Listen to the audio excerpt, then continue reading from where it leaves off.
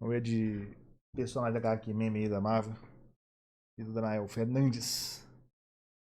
Falando sobre o personagem mais bagunçado de toda a Marvel. YouTube, vamos falar sobre... Aí tá alto. Ok, pra explicar de onde tá vindo esse vídeo aqui em particular. Recentemente eu vi uma notícia de que na segunda temporada de X-Men 97, os personagens vão usar as roupas que eles usaram na fase de Grant Morrison de X-Men, lá do início dos anos 2000, que é considerado uma das melhores fases de X-Men. Todo mundo gosta, todo mundo Ok. ama. Careca é divindade. E aí eu brinquei falando, nossa, eu espero que eles adaptem a treta inteira do Zorn sem mudar absolutamente nenhum detalhe dela, pra que a galera que não lê quadrinho entenda a minha dor. Entenda, porque tem um buraco no formato de um soco na parede do meu quarto Que de isso? infância. Entenda, porque eu sou calvo. Isso não é nem patrocínio da manual, é estresse Do mesmo. nada. E aí eu descobri que na nova fase de X-Men, Tava vendo como os gatilhos da infância voltam, né? Os traumas da infância vêm com essas coisas. um dos personagens que vai fazer parte da equipe é o nosso queridíssimo Zorn. Aí eu fiquei, ok, tá bom, Marvel, tá bom. Então eu decidi fazer esse vídeo porque o Zorn era uma coisa que era muito debatida há alguns anos atrás, mas agora não mais. Só que talvez Eu volte a mesmo não ser faço nem por ideia que causa de personagem é esse. animação e por causa dos quadrinhos e pessoas conversando em geral. Então eu estou aqui para dar uma explicada no que é provavelmente o personagem mais confuso que a Marvel já criou, que é tão confuso que por mais que ele tenha sido extremamente popular quando ele saiu, a Marvel não tocou nele durante uns 15 anos. Muita gente deve Por saber isso, essa história, eu até já expliquei ela no TikTok, na época que eu fazia TikTok. Agora eu vou explicar melhor, porque eu reli algumas partes do negócio inteiro e eu também tenho no tempo. Mas, de novo, também era uma coisa muito popular, a pessoa pode ter só ouvido falar por aí. Mas para as pessoas que não sabem nada disso, vamos se preparar para entender a história dentro e fora do universo do mutante Zorn. Bom, Ok. vamos começar com a fase de Grant Morrison em X-Men. E ela começou muito explosiva, literalmente, na verdade. A Explosão. fase de X-Men de Grant Morrison começa com a destruição De Nova York? de Genosha. Genosha era muito Genosha. importante nos quadrinhos, mas era muito importante nos quadrinhos porque existia desde os anos 80. Então, caceta, o cara começou a fase dele matando todo mundo, meu Deus. Só pra clarificar uma coisinha aqui, rapidão. Nos quadrinhos de X-Men, quem destruiu Genosha, quem mandou o ataque pra Genosha foi Foi a Cassandra irmã Nova, a do gêmea Charles, de né? Charles Xavier. Ela que mandou os sentinelas pra Genosha. Milhões e milhões Vulgo a vilão do filme Deadpool.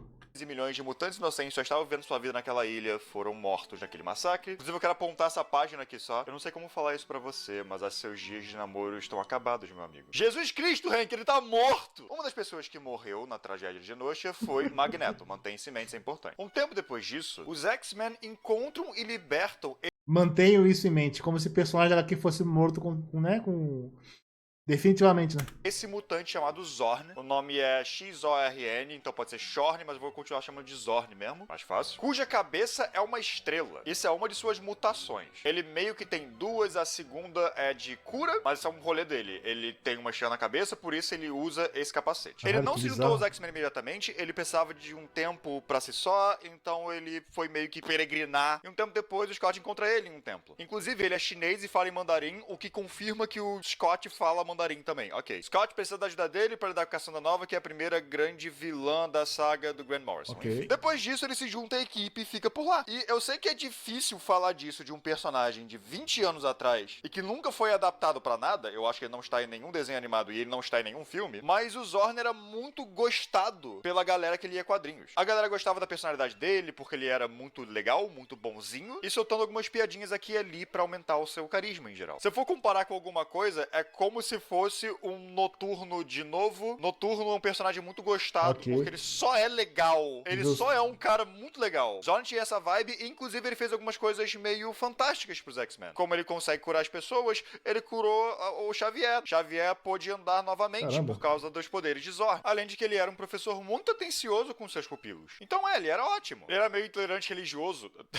Mas fora isso, ele era legal, eu acho. E aí rola um certo arco onde alguns alunos do Zorn tentam matar a Emma Frost. E acontece que eles foram controlados por essa personagem chamada Esme Cuckoo. É muito rolê explicar quem ela é, mas Tá bom. enfim. E quando descobrem, perguntam: com quem você vai se encontrar, Esme? Aí ela fala algo misterioso na vibe de: se você soubesse, talvez a gente se encontre em novo mundo, mas eu duvido. Inclusive, ela tava usando uma droga que deixa os poderes dela mais fortes, porém deixa ela mais instável. Vai ser importante também. E aí vem a grande revelação. Rola uma emergência e os X-Men têm que ir pra lá, menos Zorn, que fica na escola. Essa emergência no asteroide M, que é relacionado ao Magneto. E aí os X-Men, oh porra, é uma armadilha, o Magneto tá vivo. Na escola, após uma pequena situação, o Xavier nota que o Zorn tá estranho, né? Ele tá trazendo os ensinamentos meio Magneto pros seus alunos, e ele tá parecendo um pouco arrombado, né, do nada. E aí vem a revelação, Magneto nunca morreu em Genosha, Zorn era Magneto. Nunca existiu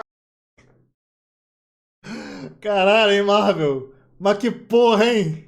aquela prisão e nunca existiu um Zorn. Tudo aquilo ali foi tipo um teatro, pra Zorn poder ser confiável quando ele entrasse no grupo. Como que o Magneto fez o bagulho da estrela na cabeça? Eu não sei. Pô, ele fez um capacete, pô, com LED. Teatro, eu acho. Então ele deixa o Xavier cadeirante de novo, Jesus Cristo, Magneto. Caralho, calma, Magneto. Leva os alunos dele embora, no caso, transformar Nova York em uma nova Genosha. Ou seja, matar os humanos e aí trazer os mutantes pra lá, pra um novo paraíso. E ele consegue fazer isso porque está usando a mesma droga que a Esme estava usando antes. A Esme, obviamente, estava do lado dele. É isso que ela tava falando naquele arco. Magneto / Zorn tava tentando matar todos os X-Men um por um esse tempo inteiro. Ele conseguiu esse plano agora pra matar todo mundo ao mesmo tempo. Obviamente não morreram. E aproveitou a deixa pra fazer isso com seus poderes agora muito... O Magneto é muito foda, não tem como essa porra, moleque. mais absurdos por causa da droga, por mais que deteriore um bocado sua mente. Além disso, ele conseguia curar por causa de, tipo, nanosentinelas que ele colocava no sangue das pessoas. É um Precisava, de alguma forma, dar uma lógica por trás desse porra, né? É o famoso roteirismo ali. rolê, mas enfim. Não vou contar a história inteira do que acontece aqui, vou só pro ponto final de uma vez só. Magneto mata Esme porque ele é um babaca, Magneto mata Jean porque ele é um babaca, e aí o Wolverine vai lá e corta a cabeça dele. Fim dessa história inteira. Isso foi bizarramente dark, não foi? Jesus! Sim. Eu quero que vocês mantenham em mente que isso tudo aconteceu em, tipo, 3 anos pros leitores. Então foi 3 anos da galera conhecendo o Zorn, gostando do Zorn, vendo o Zorn em várias historinhas. Não só os personagens se sentiram traídos dentro do universo, os leitores se sentiram traídos também, aqui fora. Foi uma puta reviravolta que claramente foi planejada, na verdade. Uma Tem merda. inúmeras dicas aqui e ali de que isso realmente ia acontecer, de que tinha alguém traindo o grupo, mas acontece que era o Zorn, a última pessoa que você pensaria. Uma loucura total. E esse final da história aconteceu em novembro de 2003. E aí, em julho de 2004, a gente tem um retcon. Que é um retcon muito casual, na verdade, em Excalibur, escrito por Chris Claremont, mantém esse nome em mente também. É revelado que o Magneto só tá aqui e tá vivo, e que quem causou aqui Personagens de quadrinhos não ficam mortos pra sempre. Ah, o Magneto foi decepado a cabeça pelo Wolverine. Foda-se, ele tá vivo. Aquilo inteiro em Nova York foi um impostor. Obviamente. Tem uma fala do Magneto aqui em relação ao massacre que aconteceu em Nova York. Eles acham que eu seria capaz de fazer aquilo? Você Eu acho. acha que eu seria capaz de fazer aquilo? Aí o Charles responde, bom, você tem uma certa reputação, e o Magneto fica puto, não pra isso. Ok, que porra é essa? Em primeiro lugar, eu quero clarificar que aquele Zorn Magneto tava muito instável por causa das drogas, e também porque ele tava sendo meio que mais ou menos manipulado por John Sublime. É um outro rolê, eu não vou falar sobre essa porra inteira, tá? São retcons em cima de retcons em cima de retcons, mas esse negócio... Isso acontece porque os fãs ficaram putos, né? particular do John Sublime, dá pra interpretar porque tinha que salvar o Magneto. Isso da própria história do Grant Morrison. Magneto causar um massacre em Nova York foi orquestrado por esse cara chamado John Sublime, fazendo com que o Zorn Magneto tome drogas, que assim a opinião pública dos mutantes vai pra casa do caralho. Mas isso não muda o fato de que o Magneto genocidou uma galera em Nova York. 5 mil pessoas morreram, né? Agora vamos um pouquinho pra fora, tá? Olhar pros escritores e tudo que tava acontecendo aqui fora. Magneto foi criado por Stan Lee e Jack Kirby lá nos anos 60, é claro. Só que ele era um vilão muito simples. Muito, haha, eu sou o mutante do mal pra lutar contra os mutantes do bem. X-Men, vocês bem, eu mal, vou bater em vocês, vamos. Isso continuou por alguns escritores até Chris Claremont, o mesmo de Excalibur que eu falei agora, começou a escrever X-Men. O que eu vou falar aqui talvez seja polêmico, talvez seja cancelado na internet, mas meio que foda-se. Chris Claremont é o escritor mais importante de X-Men. Foi ele que deu a cara de X-Men, foi ele que criou a maioria dos personagens que vocês conhecem de X-Men, foi ele que trouxe muita mitologia e muita vibe e muitos temas também. Os temas já estavam ali, mas era meio que um subtexto, ele puxou pro texto. Stan Lee e Jack Kirby criaram X-Men, mas eu diria que Chris Claremont deu forma a X-Men. E uma das coisas que Chris Claremont fez foi mudar bastante Magneto. Ele fez com que Magneto parasse de ser só um vilão, haha, sou do mal porque eu sou do mal e eu gosto de ser do mal, ha, eu odeio vocês X-Men. E trouxe pra ele, por exemplo, a backstory de ser sobrevivente do Holocausto. Deu pra ele uma ideologia mais formada e com isso fez com que ideologias fossem o tema de X-Men. Deu uma complexada muito forte no Magneto, que aos poucos fez com que ele deixasse de ser exclusivamente só um vilão. E ele escreveu X-Men e vários quadrinhos de X-Men, na verdade, por 15 anos. Então essa mudança gradual foi consistente durante esses 15 anos. E aí veio os anos 90 e tal, né? Nos anos 90 a Marvel decidiu, e se Magneto malvado? E aí Magneto malvado de novo. Inclusive até o momento onde apareceu esse cara chamado Joshua, que seria um Magneto rejuvenescido e bonzinho, mas acontece que ele só era um clone do Magneto, e aí o Magneto luta contra o Joshua no final. Ai, quadrinhos. Então, anos 90, o Magneto voltou a ser meio que um vilão muito padrão e genérico. E aí Grant Morrison decidiu escrever a sua história de X-Men e colocar essa reviravolta do Zorn, onde no fim das contas, Magneto era Zorn, e as drogas e manipulação deixaram ele muito mais instável do que geralmente ele deveria ser. E ele causou um genocídio. A parada que ainda assim, mesmo ignorando o negócio sublime da droga, o cara foi lá e se filtrou na escola durante um tempo com um puta plano de tomar a escola. É um pouquinho estranho esse negócio inteiro. Não é algo que tá dentro do personagem, pelo menos de como o personagem eventualmente foi ficando. E acontece que a galera dentro da Marvel não gostou muito disso, pelo que dá pra entender. A galera não foi uma fã do Magneto genocida viciado em drogas. Esse era o primeiro problema que a Marvel tava tendo com essa reviravolta. Portanto, imediatamente, Claremont, podendo escrever X-Men de novo, foi lá e mudou isso, falando que o Magneto só tava escondido depois do massacre em Genosha, e que quem fez aquela porra toda foi um impostor. E agora você me pergunta, quem que era esse impostor? Ah, a resposta é muito simples, a resposta é Zorn. Não, eu não tô zoando. Assim que Grant Morrison parou de escrever X-Men, nós fomos apresentados ao personagem Shen Zorn. Mantém esse mente pra cair na prova. Shen Zorn é um mutante chinês e é irmão gêmeo... Moleque, vai tomar no cu, velho. Quadrinho é um negócio muito doido. ...de Kuan Yin Zorn. Inclusive, a gente volta um pouquinho. Até esse momento que eu falei agora, tava completamente explícito e escancarado de que o Magneto fala mandarim fluente por algum motivo. Kuan Yin Zorn foi o humano que os X-Men encontraram lá naquele lugar recebendo experimentos e aí resgataram ele. O cara que tinha uma cabeça que na verdade era uma estrela, por isso ele tinha que usar um elmo e que no final foi revelado que era na verdade Magneto. Na verdade, Zorn era Magneto, que era Zorn. Magneto estava fingindo ser Zorn, mas Zorn estava fingindo ser Magneto. Shen Zorn é o Ai, é a famosa Casa das Ideias, hein? irmão gêmeo de Kuan Yin Zorn, e ao invés de ter uma estrela na cabeça, ele tem um buraco negro na cabeça. Então, basicamente, quando o Magneto falou que aquilo tudo foi um teatro, aquele não era o Magneto, aquele era o Zorn, achando que ele tinha feito um teatro. Mas, na verdade, tudo aquilo ali que você leu foi verdade. Zorn era só um brother, um mutante com poderes de cura, que se juntou aos X-Men. Aí ele começou a tomar aquela droga pra ficar mais forte, se viciou nela, e se viciou tanto que ele perdeu a cabeça e começou a achar que ele era o Magneto. Ou seja, o Magneto realmente nunca fez nada de errado nisso tudo. Ele só tava ali de boas, escondido durante alguns meses. Enquanto que plot maravilhoso. Isso, Zorn começou a achar que ele era Magneto. Isso tudo aqui aconteceu porque é o que eu tinha falado. As pessoas genuinamente gostavam do Zorn. Zorn era um personagem que a galera que lia quadrinhos real gostava. Então eles deram esse retcon meio louco pra ter algum Zorn na equipe. Não o genocida que tá decapitado, mas esse novo Zorn que tem os mesmos poderes que o outro, mas que tem uma cabeça de buraco negro. Então o Shen Zorn entrou na equipe como o novo Zorn. E Shen Zorn foi imediatamente esquecido, ninguém ligou pra ele. Porque, é claro, era um novo personagem. Por mais que você tenha literalmente só criado um clone do outro Zorn, não era o Zorn. Leitores já não tem, já foi, perdeu o ônibus, já não volta mais. Gostam do personagem em si, não só pelo que ele meio que é, mas pelas experiências que ele teve, pelos arcos que ele teve, que ele cresceu com a gente. Ver o Zorn sendo professor era legal. Isso foi quase como vamos resetar o Zorn aqui, mas não deu certo, é um outro Zorn. Então meio que imediatamente pararam de ligar. Ok, Kuan Yin Zorn foi o tal do genocida lá que matou a galera em Nova York. Como caralhos este homem ficou parecido com o Magneto? Tipo, ele fez pra plástica, pô, claramente. Pô, era tão mais fácil ter dito que ele só assumiu o lugar do outro Zorn por ser o irmão gêmeo dele, tá ligado? E ele era viciado e louco pelo Magneto, né? E o propósito que o Magneto tinha, né? Ele queria cumprir esse propósito agora que o Magneto morreu. E é por isso que ele tava se fantasiando de Magneto também. Seria tão mais fácil fazer isso. E aí esse outro Zorn ser o Zorn de fato, né? Que tava até o momento... Até tipo, o arco anterior, aí ele foi sequestrado pelo irmão. O irmão tomou o lugar dele. E aí rolou todo esse negócio. Olha como é que é muito mais fácil salvar essa porra. Mas os caras não pensam, né? Tem o rosto do Magneto e tem os poderes do Magneto. A resposta é Wanda, mas eu não sei, na verdade. Talvez. Tudo bem, né? Se for a Wanda fazendo o rolê de mudar a realidade.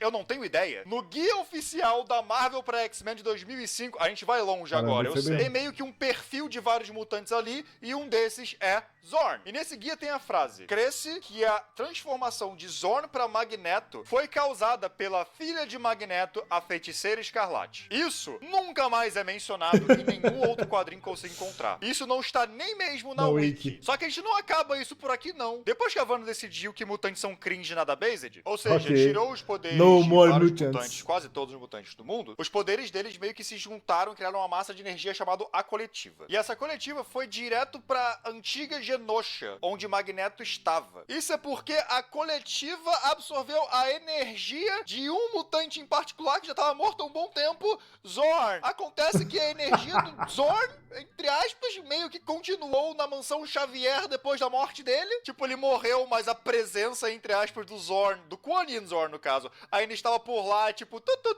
ainda estou aqui. E aí foi absorvida pela Coletiva pra ir falar com o Magneto, porque ele ainda tá malucão e tá falando, pô, vamos matar todo mundo de novo. Aí o Magneto, não, eu não quero, foi você que fez, só pra deixar claro, deixa eu virar pros leitores explicar. Não fui eu que causei o genocídio, tá? Foi esse cara aqui, foi o Zorn. Aí os Vingadores vão lá e lidam com o Zorn, problema resolvido. Na real, tá tão resolvido que eventualmente o Wolverine vai pro inferno, não pergunte. E ele tem que lutar contra todo mundo que ele matou. Uma das pessoas que tá ali é o Zorn, ou seja, Zorn realmente morreu de verdade mesmo dessa vez, e está no inferno. Pronto, resolvido. Só que aí, Krakoa. Em Krakoa eles revivem literalmente todos os mutantes, incluindo o Kuan Yin Zorn.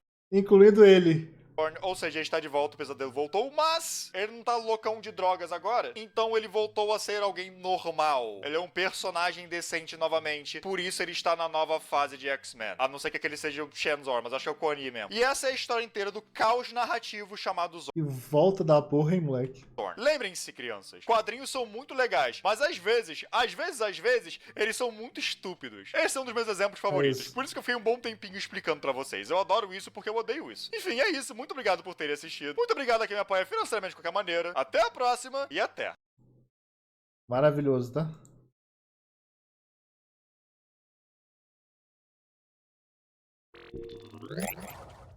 Absolute cinema, eu diria.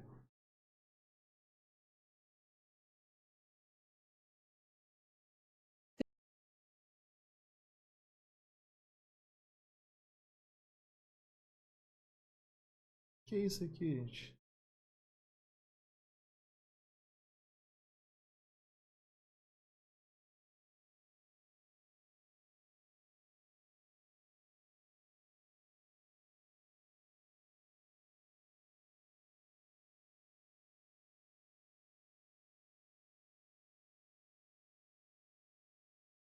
É justo.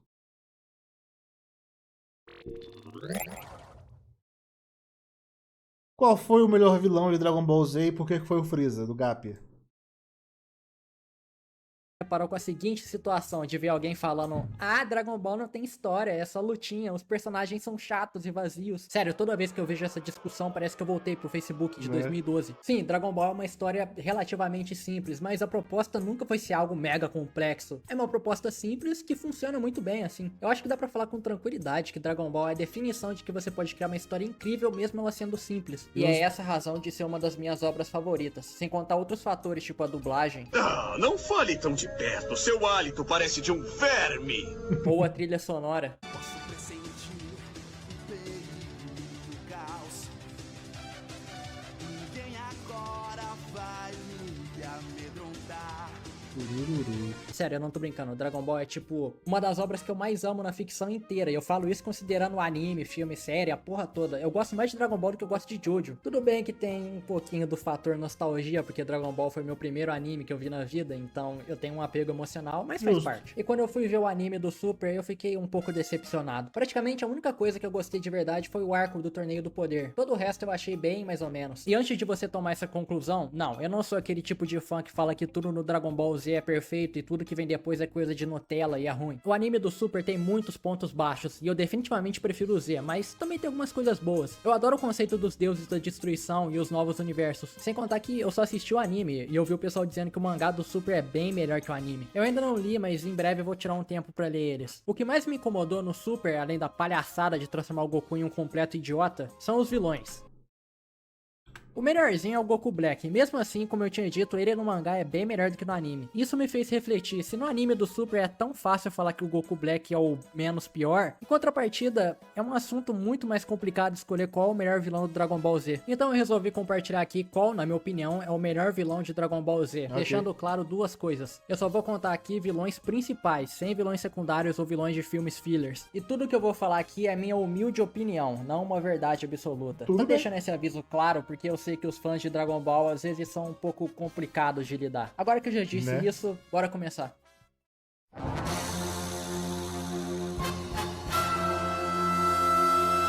Príncipe Vegeta, o único cara que consegue deixar o título de príncipe mais fora do que o título de rei. A primeira coisa... A única pessoa que acha que o Vegeta não é um vilão foda em Dragon Ball é o nosso querido Pedro, que por algum motivo, né, tava montando a tier list lá de vilões na serra e temando de colocar o Vegeta na tier list, sendo que o Vegeta é um dos melhores vilões da porra da franquia.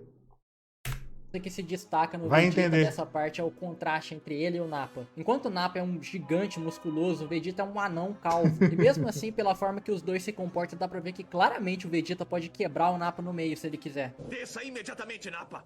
Você não é capaz de vencê-lo. Eu me encarrego dele. Você é um pobre coitado.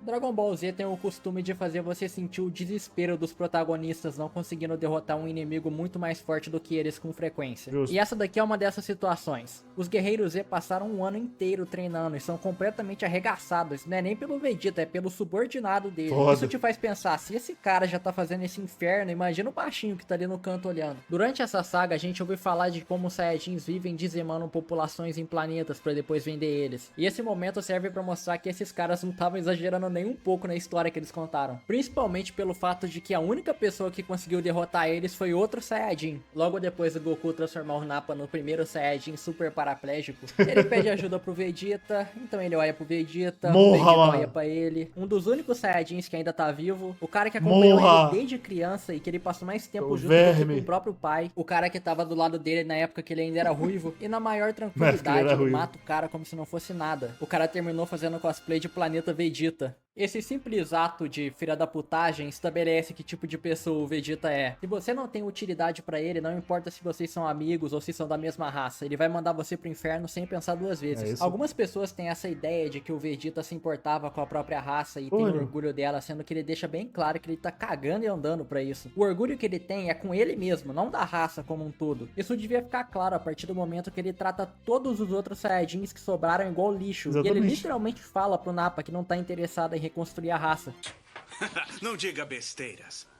Se dermos a oportunidade a eles de serem mais poderosos, nossa posição correrá um grave perigo, não acha? Eu acho que um dos grandes motivos da galera ter essa percepção do Vegeta é por causa da cena que ele tá morrendo. Ele não tá chorando nesse momento porque ele sente que a raça dele foi humilhada, porque ele sente que uma injustiça aconteceu Não, ele com o sente planeta porque dele. ele Não, pôde ele matar tá o chorando Freeza. porque ele sente que ele foi humilhado. Porque o Freeza matou o pai dele, porque o Freeza destruiu o planeta dele e porque o Freeza transformou ele em um escravo. É muito mais uma questão individual dele com o Freeza. E como ele chega à conclusão de que ele não vai conseguir derrotar o Freeza, ele espera que pelo menos outro Saiyajin consiga fazer isso no lugar dele. O que eu mais gosto do Vegeta da saga dos Saiyajins é que essa é a única vez que a gente vê ele agindo 100% de acordo com a forma que ele sempre agiu durante a vida inteira. Ele não tá obcecado em superar o Goku Né? ou em conflito por ter uma família. Ele tá sendo o Saiyajin cruel e arrogante que ele nasceu pra ser. E nesse último combate nós temos uma das lutas mais icônicas de Dragon Ball Z inteiro. O jeito que começa com o Vegeta Uma das subestimando o icônicas da Goku e aos poucos você vai vendo história. a arrogância e orgulho indo embora conforme o Goku arrebenta a cara dele. E isso escala pro Vegeta ficando putinho e apelando pra virar o Ozaru e quebrando as pernas do Goku. O que gera uma confiança que de novo volta contra ele quando ele abaixa a guarda e o Goku aproveita pra atacar ele e deixar ele cego de um olho. Essa luta é muito boa porque ela mostra o quanto esses dois chegaram no limite um do outro. Principalmente quando você pensa que no fim das contas o Goku não venceu diretamente a luta. Tá Se não correto. fosse o Kuririn, o Gohan e o Yajirobe, o Vegeta teria conseguido derrotar o Goku. E ainda foi por muito pouco, porque o cara cara tomou um Kamehameha aumentado 4 vezes com o Kaioken, e depois disso tomou uma Genkidama, e ele aguentou esses dois. Só perdeu porque depois disso o Gohan transformado em macaco Caiu em gigante cima dele. esmagou ele. E ainda teve o fator sorte do Goku pedir pro Kuririn enfiar uma katana nele. E eu acho incrível que mesmo depois dessa surra, ele continua sendo um arrombado. Ele só vai começar a aprender a virar gente lá na Saga do Céu, quando ele toma um chega pra lá da Bulma. Né? Mas até lá, durante a Saga do Freeza, ele continua sendo essa desgraça aqui.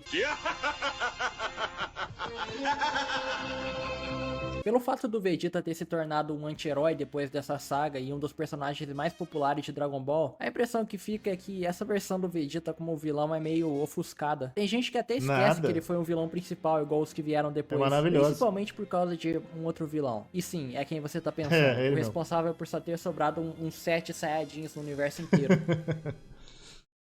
Durante Dragon Ball inteiro, o Goku enfrentou muitos oponentes, e é inegável que o oponente mais importante da vida do Goku e que mudou o rumo que essa história tomou foi o Imperador do Universo.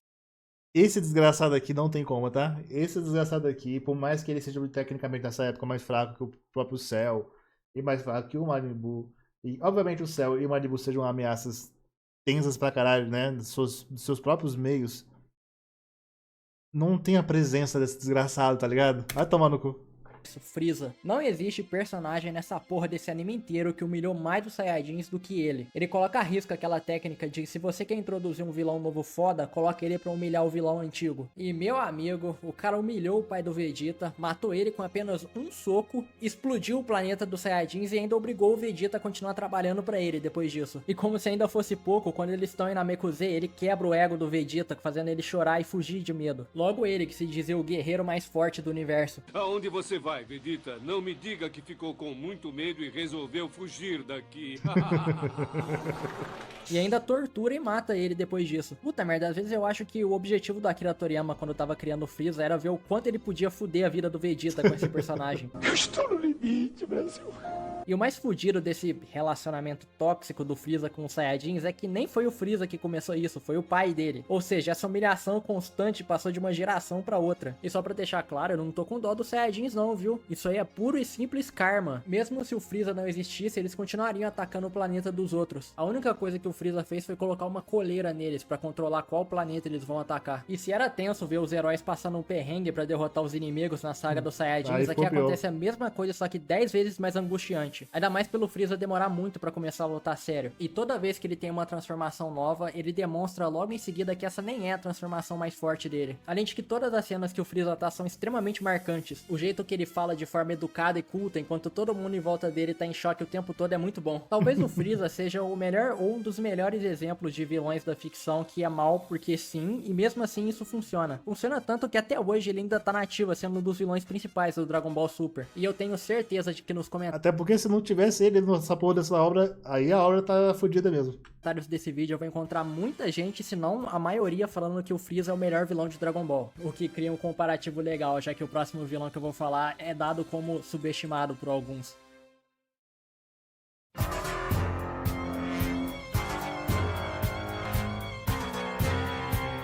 Já vou adiantando que o Cell é o meu vilão favorito de Dragon Ball. E é Depois bem do justo, Imperador porque do o Cell é Universo, foda. Você deve pensar que seria forçado de repente aparecer um vilão que na verdade é mais forte que o Freeza esse tempo todo e a gente não sabia dele. E na verdade o Cell não é, pelo menos não logo de cara. Sim. E é isso que torna ele um vilão tão bom. A gente passou de um vilão perfeito pra um vilão imperfeito. Um vilão que vai na Que vai se contramão do tornar que a gente perfeito. tava acostumado, de sempre surgir um vilão que é mais forte. Ao invés disso, o Cell usa muito mais a inteligência do que a força bruta. Por ser um bio-androide criado com o DNA dos Guerreiros Z e do Freeza, ele conhece muito bem quem ele tá enfrentando e usa isso como vantagem pra manipular as pessoas. Como quando ele convenceu o Vegeta a deixar absorver a Android 18 e atingir a forma perfeita, pra que assim eles possam ter uma luta mais balanceada e satisfazer o ego do Vegeta, o que obviamente não acontece e ele acaba sendo humilhado.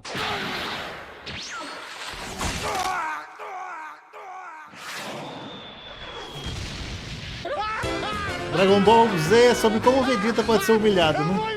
Na minha opinião, esse personagem foi um acerto em cheio do Akira Toriyama na forma que ele foi introduzido na história. Ainda mais depois de um vilão como o Freeza. Por mais que tenha gente que prefira um ou outro, todo mundo concorda que esses dois são vilões fodas. Mas infelizmente eu já não posso falar que existe esse consenso em relação ao próximo vilão. Porque as pessoas são burras.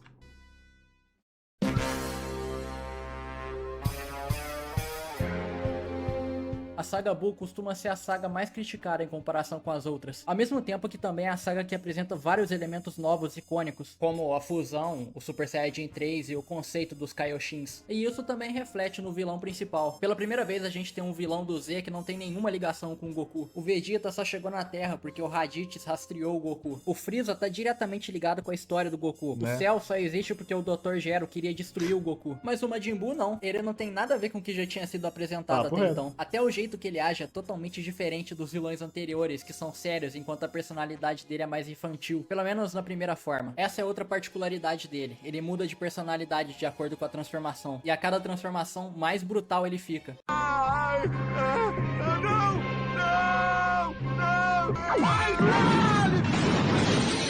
O pessoal tende a falar mal do Buu gordo por ele ser a versão mais bobona, mas até ele teve seus momentos sinistros. Mas eu entendo quem não gosta porque ele não é tão cruel quanto os que vieram depois. A minha forma favorita é do Mandou Super o Buu, e Babidi a pro primeira vez que ele caralho. aparece ele faz isso aqui.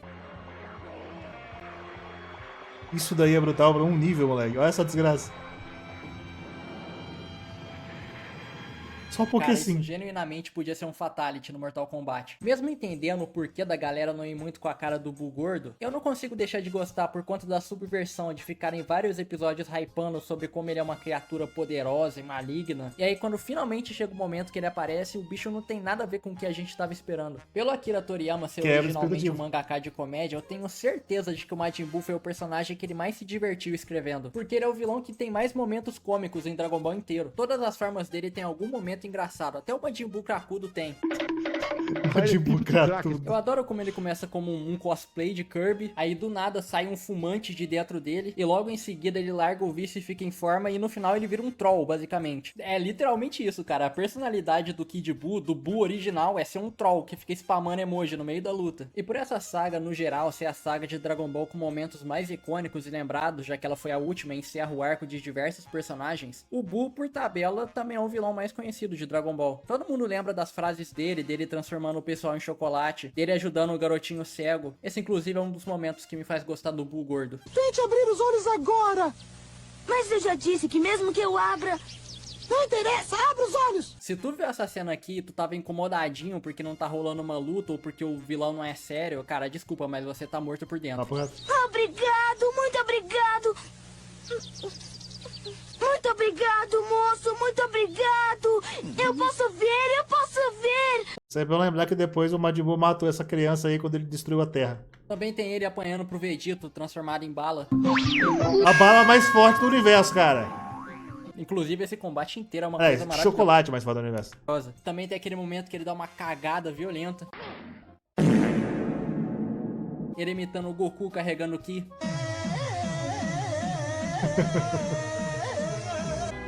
Esse cara é xarope. É impressionante a quantidade de cenas boas que esse personagem tá envolvido. Eu podia ficar o dia inteiro aqui falando das melhores cenas dele. Se você mostrar uma foto do Freeza ou do Cell pra uma pessoa que não entende nada de anime, é bem improvável que ela vai reconhecer o personagem. Mas se você mostra uma foto do Majin Buu, principalmente se for o Majin Buu gordo, eu tenho certeza de que a pessoa vai reconhecer. E além de ter uma grande popularidade, ele é o vilão mais forte, a maior ameaça que já tinha aparecido em Dragon Ball. Porra, o cara matou todos os seres humanos com uma mão, transformou todos os personagens do grupo principal em chocolate e devorou eles. Explodiu o planeta, foi pro pós-vida só pra matar de novo todo mundo que ele já tinha matado. Sério, isso aqui é um nível de filha da putagem nunca antes visto na ficção. Tu matar uma pessoa só pra logo depois tu ir matar ela de novo no céu é sacanagem. E adivinha o que mais ele fez? O que todo vilão de Dragon Ball tem que fazer em algum momento. Eu vou dar um tempinho pra você adivinhar.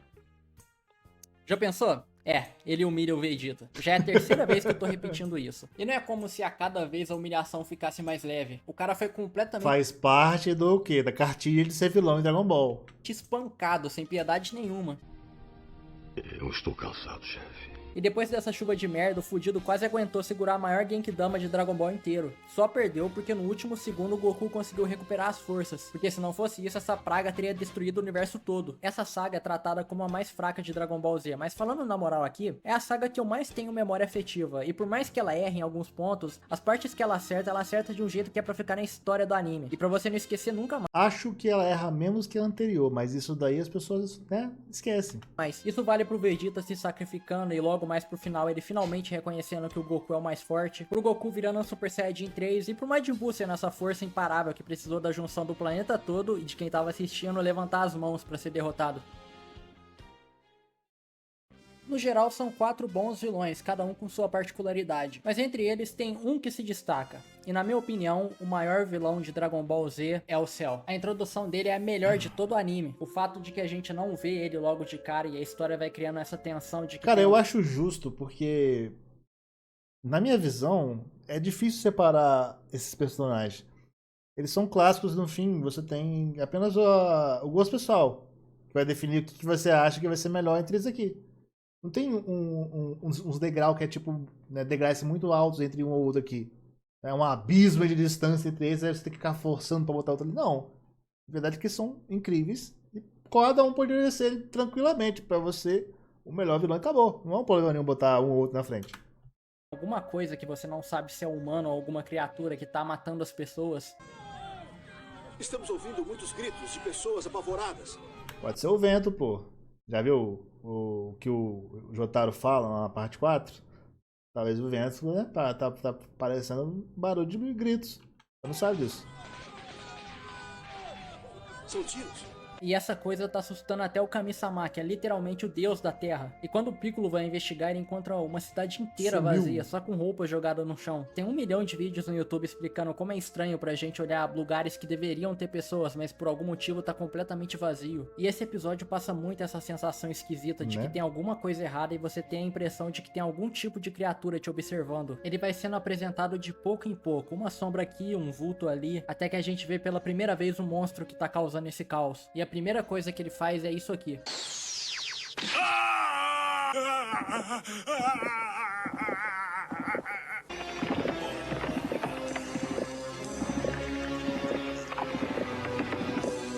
Com você vai acontecer a mesma coisa. Você vai ver, Piccolo.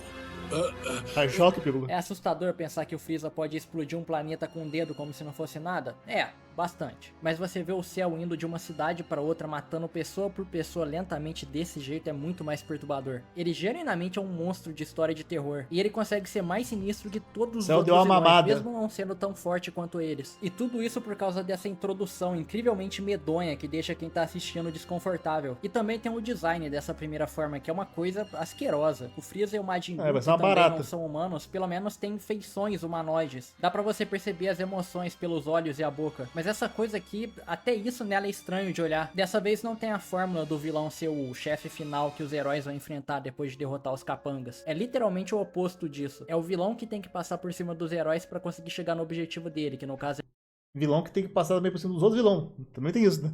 absorver os androides, coisa que ele consegue fazer se beneficiando da falha de cada personagem. Ele se aproveita do Android 17 baixando a guarda, ele se aproveita do Kuririn poupando a 18 ao invés de eliminar ela, ele se aproveita do Vegeta ficando confiante demais e deixando ele absorver a 18, ele se aproveita do Trunks usando uma transformação que mais atrapalha do que ajuda, ele se aproveita do Goku não entender a mentalidade do próprio filho, ele se aproveita do Gohan ter virado um Super Saiyajin 2 mas ficando arrogante, não terminando a luta de uma vez. Ainda é muito cedo, pai. Este verme merece sofrer por tudo que fez. Esse não é o Gohan que eu conheço. Por que disse isso? Essa saga inteira é o Cell virando os defeitos dos personagens contra eles mesmos. E quando ele finalmente fica forte o bastante pra bater de frente com os personagens, talvez acontece o ápice das lutas de Dragon Ball. Você vê ele e o Goku se encarando e sorrindo um pro outro, porque isso aqui é cinema, né, bicho? Mesmo que seja uma situação tensa que vai definir o futuro da Terra, esses dois amam lutar e vão adorar cada segundo desse combate. E se eles vão gostar, você que tá assistindo também vai gostar. Eu acho que a gente tem essa impressão porque essa luta não acaba. O Goku fala, não, pra mim já deu, desisto aqui, não tenho como vencer. Não teve uma derrota, tá ligado? Ele já desistiu, isso não é o feitio do personagem. Poucas vezes depois disso, Dragon Ball conseguiu recriar essa sensação incrível de antecipação pra uma luta foda. É por isso que eu gostei tanto. É quase uma final essa porra dessa luta aí. Do Torneio do Poder no Super, porque eles conseguiram recriar isso, principalmente lá pros últimos episódios. E a conclusão do Goku percebendo os erros que ele cometeu e se abrindo com o Gohan antes de se sacrificar, pra logo depois o Cell voltar e o Gohan usar as últimas forças pra derrotar ele com o Kamehameha com um braço só. Cara, isso aqui é uma obra de arte. Isso aqui é o ápice de Dragon Ball em todos os quesitos: história, luta, desenvolvimento de personagem, encerramento. E grande parte disso é justamente... Eu não acho que é o ápice pra mim, mas tudo bem, entendo você achar isso. Porque o Cell é um puta vilão foda. E é por isso que, na minha opinião, ele é o melhor vilão de Dragon Ball Z. Como eu falei, né? É justo botar o Cell aqui, como seria justo botar qualquer outro. Personagens incríveis, da mesma forma. Bom, chegamos ao fim de mais um vídeo. Foi bem complicado pra mim escolher entre o Cell e o Freeza, visto que os dois são os melhores vilões de Dragon Ball. Mas eu acho que no finalzinho, por muito pouco, eu prefiro o Cell. Como eu disse, eu tenho certeza que a maior parte do pessoal vai ficar falando que é o Freeza ou ele. O que é uma pena pro Majin Buu, porque ele não é um vilão ruim, mas eu tenho a impressão de que a galera mais gosta dele por um sentimento de nostalgia do que pelo que ele é de verdade. Não, E o gosto dele Vegeta, que ele é então, foda. putz, coitado. Tem gente que nem lembra da época que ele era vilão. Deixa aí nos comentários qual é o seu vilão favorito de Dragon Ball e por quê. Se você gostou do vídeo, deixa seu like, se inscreve, me segue no Twitter e até o próximo vídeo. Mais uma pedrada. Ei.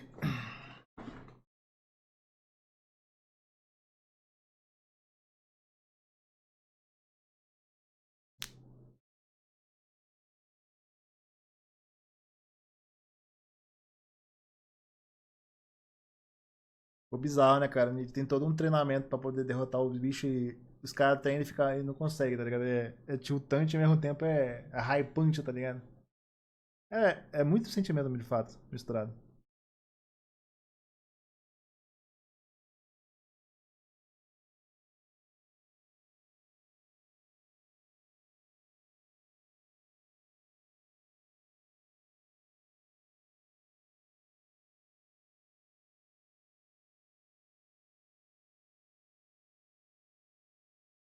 Um saideira e shot.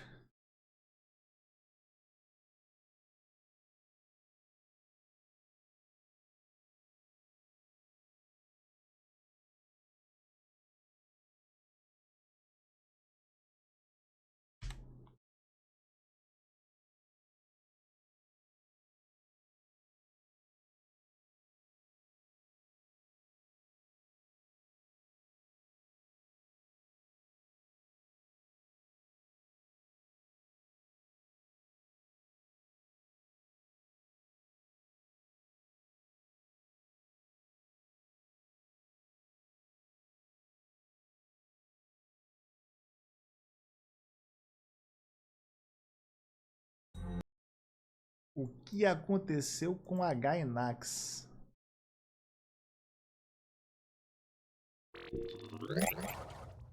O ponto essencial. O estúdio Gainax foi bastante popular e importante para a Gainax. indústria de animes. Porém, o seu recente fechamento trouxe consigo várias dúvidas e no vídeo de hoje a gente vai entender... É que ela não fez aquele segredo que a Ditakuja é o estúdio mais absurdo do mundo de Kimetsu faz, né? mais desse processo impostos. até o seu fim. Se tivesse ido pelo caminho de driblar imposto, né? Talvez estivesse vivo. Fundada em 1980 pelos universitários Hideaki Anno, Yoshiyuki Sadamoto, Shinji Higuchi e outros nomes que estão aparecendo aqui na tela, começou sob o nome de Daikon Film e as suas primeiras produções viriam como uma série de curtas na convenção de ficção científica Nihon SF, por meios de animações experimentais Fiz 5 denominada Daikon Animation. Tinha que ter feito mais, que então, usam pô. de elementos da ficção científica em suas narrativas e sendo ao mesmo tempo uma singela homenagem para diversas obras do gênero. Do nada, Em Estrela da Morte. 1985, o estúdio mudava de nome, passando para o já conhecido Gainax, se baseando em um termo da província de Totori que significa gigante. E sim, esse termo originalmente é nomeado de Gaina e o X foi adicionado com a desculpa de gerar um apelo comercial do mercado exterior. Ainda em 1987, seria lançado seu primeiro longa-metragem Ai, a partir de uma parceria com a Bandai, sendo o filme Royal Space Force, que fez bastante sucesso com a Clouds, olha pelo follow. crítica, porém com pouca bilheteria, sendo impossibilitado de qualquer ideia de continuação. Apesar de todo esse fracasso comercial, a parceria com a Bandai ainda continuou, só que para outros projetos, como na produção do OVA de Apple City, dentre mais alguns outros trabalhos.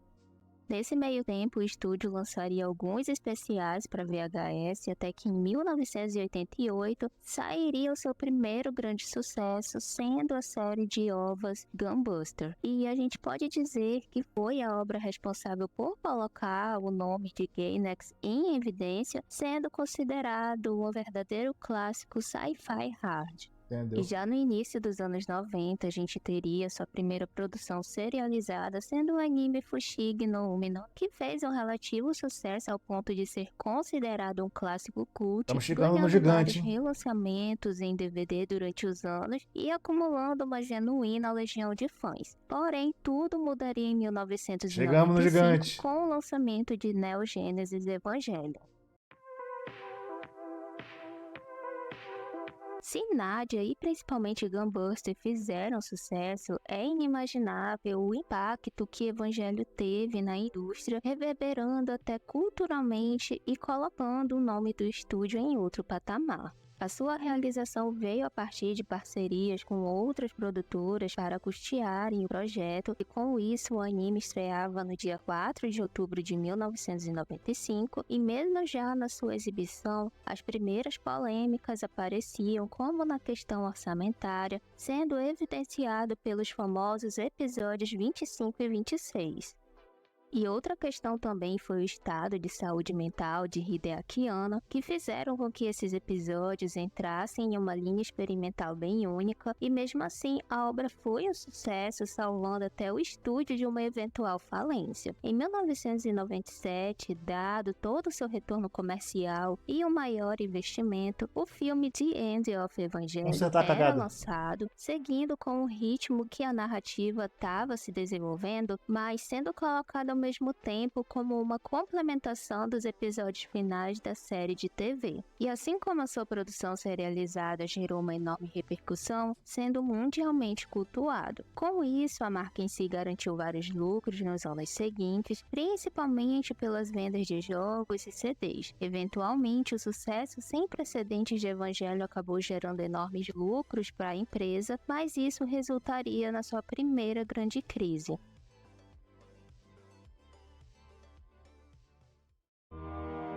A queda.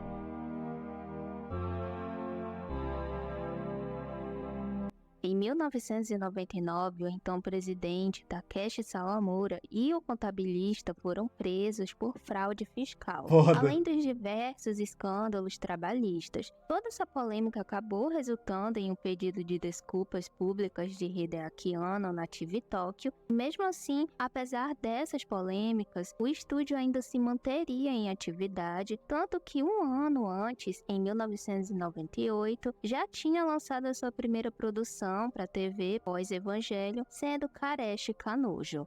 Após toda essa crise, houveram alguns lançamentos mais modestos, até que em 2000 Fully Cool estreou, fazendo genuíno sucesso ao ponto de até os dias de hoje ganhar novas produções por outros estúdios. Avançando mais um pouco no tempo, aconteceu a maior mudança dentro da empresa, que foi a saída do Hideaki Anno em 2006 para fundar o estúdio Kara, transferindo algumas propriedades intelectuais para ela, depois de árduas disputas por causa de royalties não pagos, estando nesse meio o Evangelho.